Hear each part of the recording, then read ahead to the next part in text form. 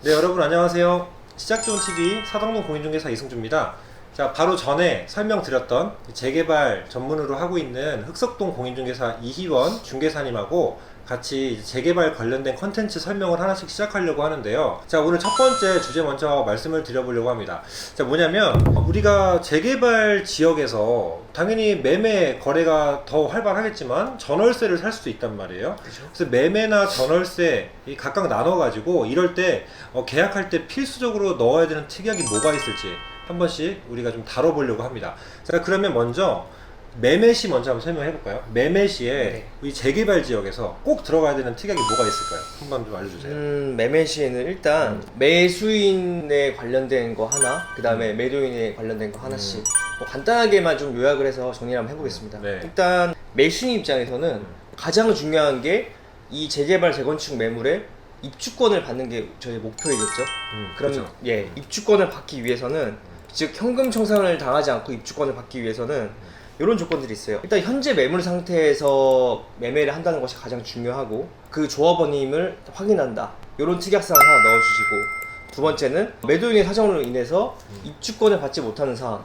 예를 들면 투기과열지구 내에서는 5년 이내에 그 분양권을 2개 이상 가져갈 수가 없게 되어 있습니다. 그래서 5년 이내에 어떤 다른 분양권을 받은 이력이 있다. 이러면 사실 이건 매도자나 매수자나 같은 입장인 거거든요. 그렇죠. 예, 그래서 매수자 입장에서는 매도인분이 일단은 5년 이내에 어떤 다른 분양권을 받았던 이력이 없다는 것을 입증할 수 있는 어떤 그 특약사항에 거셔야 될 것 같고, 그 다음에 매수자분 역시도 그 조건에 이제 부합해야 됩니다. 그리고 혹은 뭐 구역 내 지분 분할이나 뭐 신중축을 해서 나중에 이제 청산이 되는 그런 경우가 없다. 혹은 그 이외에 입주권을 받지 못하는 어떤 모든 사항을 다 포함해서 만약 그것으로 인해서 매수자분이 입주권을 받지 못한다면은 이 계약은 무효로 하고, 뭐 계약 금액의 2배 혹은 매매 금액의 2배 이상으로 손해배상에 대한 명목으로 배상을 받겠다는 특약사항을 넣으면 좋을 것 같습니다.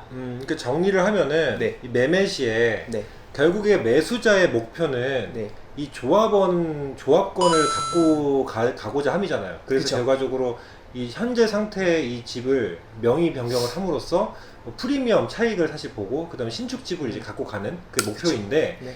근데 중간에 이게 매도인이나 매수인 둘 다의 과실 혹은 뭐 그런 부분으로 네. 분양권이 이제 5년 이내에 하나가 또 취득한 게 있으면은 이게 투기과열지구네. 그쵸, 투기과열지구. 우리가 지금 서울 흑석동의 얘기니까 네. 그게 아닐 경우에 투기과열지구 아니면 상관이 사실 없고요. 네. 5년 이내에 1주택을 먼저 분양권을 보유한 사람에 있어서는 네. 그 다음에 5년 이내에 하나를 더 취득하면 이 다음 게 무효가 된단 말이에요.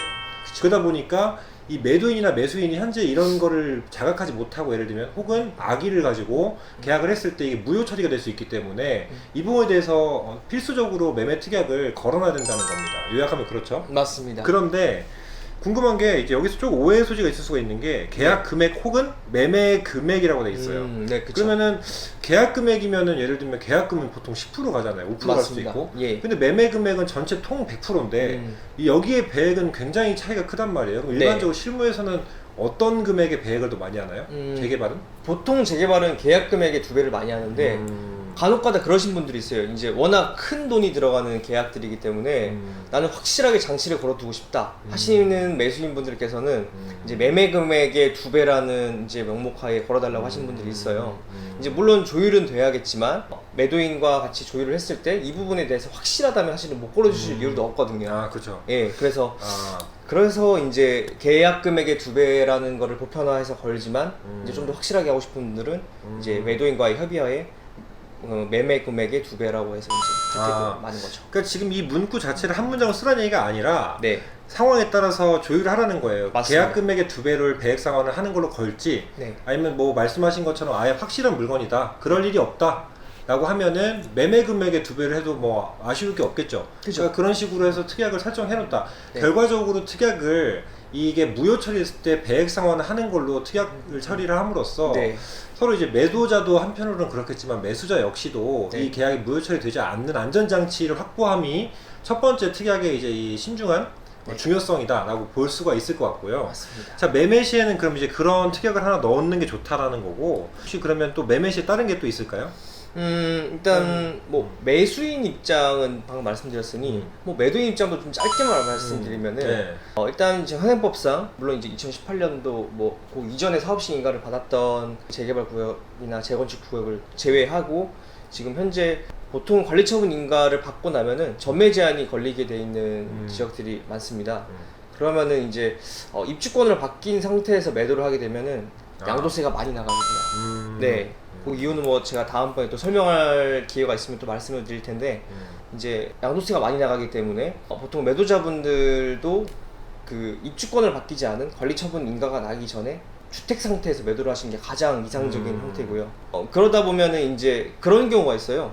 매수자가 본인 집을 아직 팔지 못하고 이 물건이 너무 갖고 싶어서 계약을 먼저 하신 다음에 내 물건을 파시겠다 하신 분들이 있어요.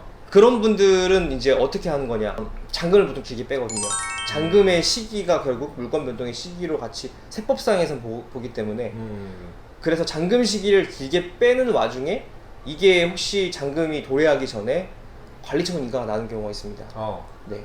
그런 경우에는 어떻게 하냐, 매도인 분께서는 양도세를 절세를 하기 위해서는 일단은 관리처분 인가가 도래할 시 그 전에 소유권 이전을 받아가고, 소유권 이전에 대한 그 부분은 이제 잔금에 대해서 근저당을 설정한다, 이런 항목으로 이제 넣으면은 아무래도 이제 매도인 입장에서도 양도세를 절세하면서 관리처분 인가 전에 주택 상황에서 뺄 수도 있고, 그 다음에 매수인 입장에서도 어쨌든 간에 잔금일 전에 받아가는 게 목표였고, 그게 또 현금 청산이 되지 않고 입주권을 받아갈 수 있는 유일한 형태이기 때문에 가장 유리한 방법이라고 볼 수 있는 거죠.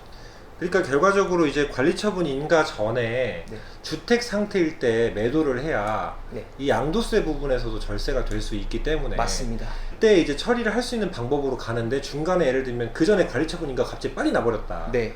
그럴 경우에 잔금일이 관리처분 인가보다 뒤에 있은 경우면 소유권 이전을 받아오는 게 그러니까 매도인 입장에서도 유리하고 매수인 입장에서도 현금 청산 당하지 않고 입주권으로 받아갈 수 있는 장치로서 가장 이상적이라는 거죠. 그러니까 그럴 때는 이제 갑자기 나버리면 자금이 부족한 상황이 생길 수가 있으니까 그때 근저당 설정을 함으로써 네. 결과적으로 이 특약은 그럼 보면 매도인에게 좀 안전장치다라고 볼 수가 있겠네요. 그쵸. 매수인보다는 매도인 쪽이 좀 더 안전장치인데 어차피 물권 변동이 안 되면 둘 다 손해이기 때문에 예, 매수인도 어느 정도는 이제 나쁠 거 없는. 네, 나쁠 거 없는. 그렇죠. 그런 개념이 특약이 되겠죠. 네. 그럼 우리가 지금 특약 두 가지를 매매 시 설정을 이제 해야 되는데, 하나는 좀 매수인 입장에서 좀 더 생각을 한 거고, 네. 두 번째 거는 뭐 매수인이 불리할 건 없지만 네. 매도인 입장에서 조금 더 생각을 하는 상태다. 그쵸. 이제 왜냐면 우리가 양도세나 이런 쪽으로 지금 깊게 들어가면 너무 할 얘기가 많아집니다. 네, 지금도 충분히 이 내용이 어려우실 수 있는 얘기들이기 때문에 여기까지 일단 설명을 하고, 그 다음에 이제 전월세를 살게 될 경우가 있어요. 우리 최근에도 또 우리 친구가 전월세로 또 계약을 한번 했어요. 아, 맞습니다. 네. 예. 근데 이제 그 친구가 들어갈 때 보통 일반적으로 전월세 거래를 할 때 이 재개발 지역만의 특성이 하나 있어요. 필수로 들어가는 특약, 이건 꼭 알아두셔야 되는데 뭘까요? 특별하게 들어가야 되는 조약 중에 하나는 일단 이게 지금 언제, 그러니까 사업의 단계마다 중요하겠지만 언제 이제 관리 처분이 나서 이주 개시 및 철거가 진행될지 모릅니다. 한마디로 지금 현재 임대차는 2년 플러스 계약갱신 청구권을 통해서 또 2년을 해서 총 4년을 지금 계약할 수 있는 임대차 계약이 돼 있는데 2년을 채 보장받지 못하고 나가야 될 수도 있어요. 근데 임대차 계약 자체가 이렇게 표면적 강행 규정이라 하더라도 이런 경우에는 이제 계약 사항에서 만약에 이주 개시 및 철거가 진행되면 조건 없이 영도하고 퇴거한다. 이제 퇴거한다. 이런 조건을 이제 넣는 게 가장 포인트가 되겠죠. 그러니까 한마디로 그겁니다, 여러분. 그게 뭐냐면 일반적으로 전월세는 임대차 보호법에 근간해서 아무래도 임차인이 편면적으로 좀 유리할 수 있게 특약을 설정을 많이 하고, 만약에 임대인에게 유리하다고 하더라도 이게 편면적으로 임차인에게 유리하게 만든 법이 임대차 보호법이기 때문에 무효 처리를 한단 말이에요. 근데 그 중에 하나가 뭐 임차인이 기간을 못 채웠는데 나가라고 하는 건 당연히 안 되고, 그리고 뭐 어떤 예외 사항이 있더라도 일반적으로는 사실 임차인에게 유리하게 특약을 써주는데 이 경우는 불가항력적인 상황이란 말이죠. 그래서 우리 임대차 보호법에서 주인이 나가라고 할 수 있는 예외적인 상황에도 아마 하나가 해당이 되나요, 이게?